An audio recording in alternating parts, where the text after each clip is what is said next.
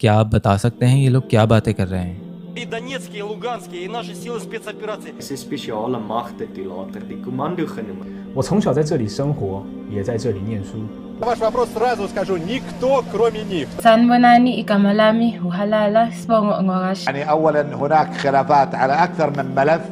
نہیں بتا سکتے کیونکہ یہ ساری وہ زبانیں ہیں جو ہمیں نہیں آتی۔ تو ازیوم کریں کہ ان میں سے کسی زبان میں آپ کے بچے کو ایک بک پڑھائی جا رہی ہو اور اسے کہا جائے کہ 100 پیجز کی وہ پوری کتاب یاد کر لے۔ وہ رٹا لگا کر پوری کتاب یاد کرنے میں کامیاب تو ہو جائے گا، لیکن کبھی اس قابل نہیں بن پائے گا کہ اس کتاب کی بیس پر معاشرے میں کوئی بدلاؤ لا سکے، کیونکہ اسے پتہ ہی نہیں ہوگا کہ اس نے جو الفاظ رٹے ہیں ان کا اصلی مطلب کیا تھا، یعنی وہ کنویں کا مینڈک جسے کبھی پتہ ہی نہ چلا کہ کنویں کے باہر بھی کچھ تھا۔ اسکولز میں بچوں کو KG سے ہی انگلش گرامر اور ورڈز میننگ سکھائی جاتی ہیں تاکہ آگے جا کر وہ کیمسٹری یا فزکس کی بک پڑھ سکیں، لیکن افسوس قرآن پڑھنے سے پہلے عربی زبان اور گرامر نہیں سکھائی جاتی۔ دنیا میں سب سے زیادہ پاکستان میں ہر سال 78,000 بچے حافظ قرآن بنتے ہیں، لیکن اس کے باوجود بھی کیوں ہم آج ایک فیلڈ اسلامی نیشن ہیں؟ جس ملک میں اس قدر قرآن پڑھا جاتا ہو اس کی یہ حالت کیسے ہو گئی؟ تو اس کا سمپل سا جواب ہے کہ یہاں صرف قرآن پڑھا جاتا ہے، سمجھا نہیں جاتا۔ کیونکہ اگر ہم نے قرآن کو صحیح طرح پڑھ لیا ہوتا جیسا اس کا حق تھا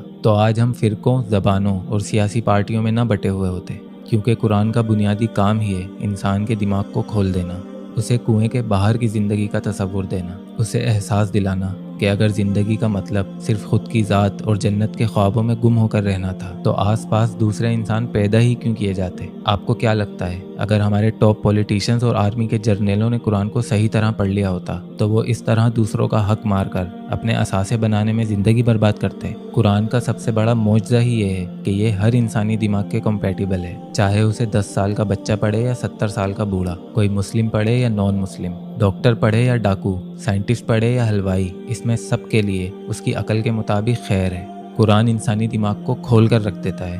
تو اگر آپ کے مولانا صاحب آپ کو ڈائریکٹ قرآن پڑھنے سے روک رہے ہیں تو وہ اسی لیے ہے کہ وہ ڈرتے ہیں کہ کہیں اگر آپ کا دماغ کھل گیا تو آپ کا ہاتھ ان کے گربان پر ہوگا۔ ہم اپنی جنت کی لالچ میں بچوں کو حافظ قرآن بنا تو دیتے ہیں، لیکن اس سے اس کے کردار اور طبیعت پہ کوئی فرق نہیں پڑتا جس سے وہ اس معاشرے میں کوئی تبدیلی لا پاتا۔ اسے قرآن کی ہر ایک آیت یاد تو ہو جاتی ہے، لیکن اس سے اس دنیا کو بس اتنا ہی فائدہ پہنچتا ہے جتنا ایک 4 سال کے بچے کا مہمانوں کے سامنے ٹوئنکل ٹوئنکل لٹل اسٹار پڑھنے سے پہنچتا ہے۔ تو بس آپ اس اعزاز سے صرف دنیا میں ہی واہواہی لے سکتے ہیں، کیونکہ اللہ تو سب جانتا ہے۔ لاجک اور میجک کے بیچ میں بہت ہی باریک سی لائن ہوتی ہے جسے پہچاننے کے لیے اللہ نے قرآن کو ہماری آنکھیں بنا کر بھیجا ہے۔ ہم صرف قرآن کے ٹیکسٹ یعنی عربی زبان کو مقدس سمجھتے ہیں اور اس کی فضیلت بس یہیں تک محدود رکھتے ہیں کہ اس کے اوراقوں سے تعویذ بنا لیے جائیں، پانی پڑھ کر دم کر دیا جائے، مشکل میں آیت الکرسی پڑھ لی جائے، مردے کی جان نکل رہی ہو تو یاسین پڑھ لی جائے، لیکن اصل جادو تو ان آیتوں کے مطلب میں چھپا ہے جسے کوئی ڈھونڈنا نہیں چاہتا۔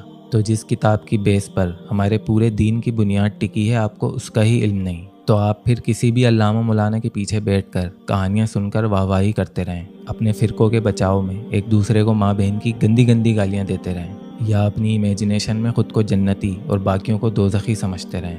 اس سے نہ اس معاشرے کو کوئی فرق پڑتا ہے اور نہ ہی اللہ کو۔ اس سے نہ تو اس دنیا میں آنے والے بجلی کے بل پہ کوئی فرق پڑتا ہے اور نہ ہی آپ کی قبر میں لیے جانے والے حساب پر۔ اگر آپ کو بات کا مطلب ہی نہیں پتا تو کوئی عربی آپ کو گالیاں ہی کیوں نہ دے رہا ہو، آپ اسے بھی دعائیں سمجھ کر آمین آمین کرتے رہیں گے۔ عربی زبان قرآن کے اترنے سے پہلے سے موجود ہے۔ جادو صرف زبان میں ہوتا تو کفار مکہ بھی تو عربی بولتے تھے، پھر کیوں ظلم کیے انہوں نے میرے نبی پر؟ اس زبان کی ویلیو اسی لیے بڑھی کیونکہ اس میں قرآن اترا اور یہ میرے نبی صلی اللہ علیہ وسلم کی زبان تھی۔ آپ کو کیا لگتا ہے اگر قرآن کسی اور زبان میں اترتا تو صحابہ بنا اس زبان کو سیکھے اس دنیا میں انقلاب لا پاتے؟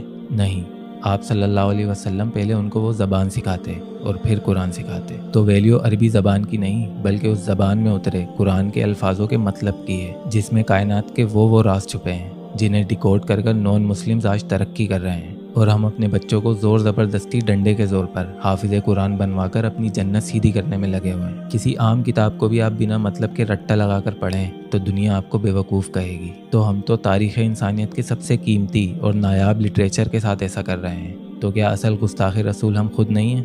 78,000 کے بجائے اگر ہم نے 10 بچے بھی ایسے بنا دیے ہوتے جنہوں نے قرآن کو اپنے قلب میں اتارا ہوتا تو قرآن کی یہ طاقت ہے کہ وہ 10 لوگ ہی کافی ہوتے اس پورے ملک میں انقلاب لانے کے لیے۔ تو پورا قرآن بنا سمجھے رٹا لگانے سے بہتر ہے کہ آپ کوئی ایک صورت لیں، वो किस वक्त नाजिल हुई, उस वक्त सरकमस्टांसिस क्या थे।